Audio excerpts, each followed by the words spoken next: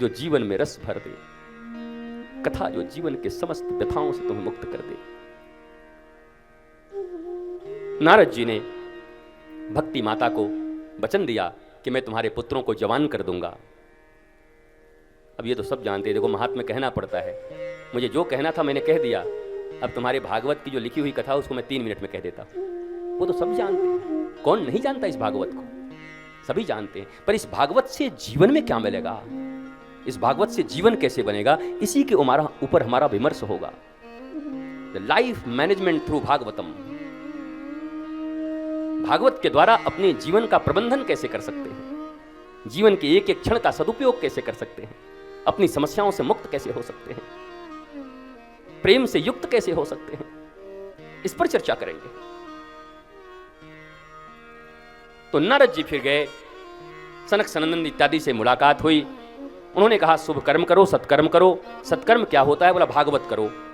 भागवत सुनाया, और भागवत जब श्रवण हो गया तो भक्ति माता भी आ गई नृत्य करते हुए, और ज्ञान और वैराग्य भी जवान हो गए। कहने का तात्पर्य यह है कि जो काम वेद न कर सका, जो काम वेदांत न कर सका, जो काम सिद्धांत न कर सका, जो काम गीता न कर सकी, वो श्रीमद् भागवत कर गया।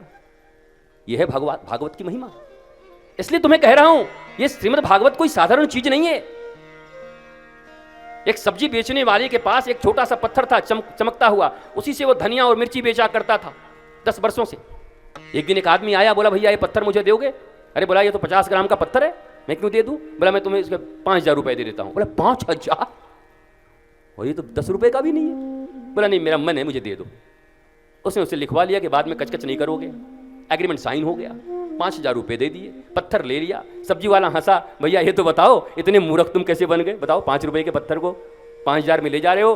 तो बोला अब तो तुम सिग्नेचर कर चुके हो, मैं तुमको दूंगा तो नहीं। बोला फिर क्या? बोला इसको तुमको पता है क्या? बोला ये कोहिनूर हीरा है, डायमंड है, ये मैं जौहरी हूं, इसकी कीमत 1000 करोड़। 1000 करोड़? और मैं 10 साल से मिर्ची और धनिया बेच रहा था।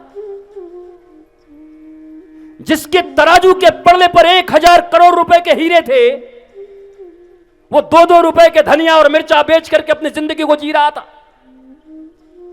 क्योंकि उसकी पहचान नहीं थी उसके पास, उसके महत्व को नहीं जानता था। जौहरी आया, महत्व को पहचाना, 5000 में 1000 करोड़ की संपत्ति खरीद के ले गया।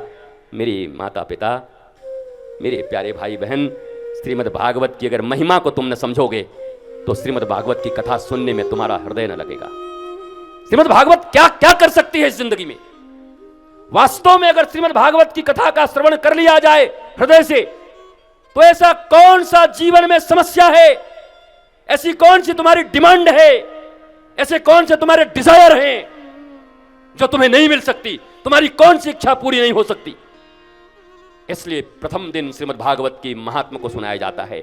महत्व न जानोगे तो महत्व दोगे कैसे, महत्व न जानोगे तो सुनोगे कैसे, महत्व न जानोगे तो बच्चों को लाओगे कैसे।